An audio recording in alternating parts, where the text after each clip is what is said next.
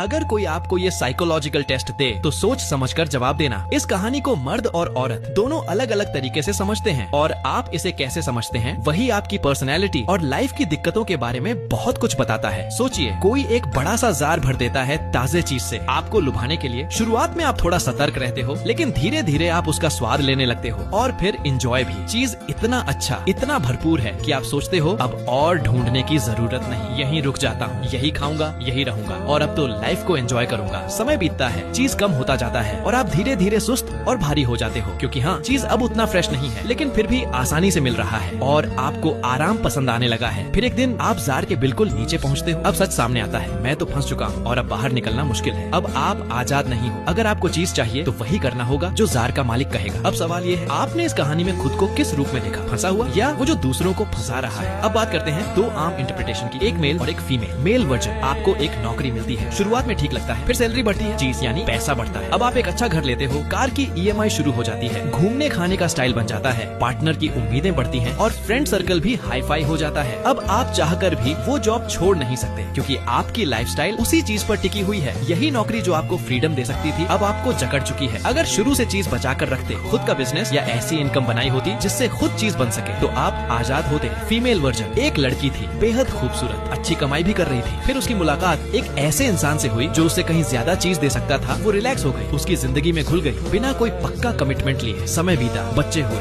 अब वो उस पर डिपेंड हो गई, उसकी चीज कम होती गई। अब उसके पास न तो वही खूबसूरती रही और न ही उतने ऑप्शंस। वो जार में फंस चुकी थी। ये बस दो आम सोचने के तरीके हैं, लेकिन अगर आप ध्यान से देखें तो ये कहानियाँ हमारे आसपास की जिंदगी का हिस्सा हैं। आप इसे कैसे समझते हैं वही तय करता है आप आगे क्या करने वाले हो।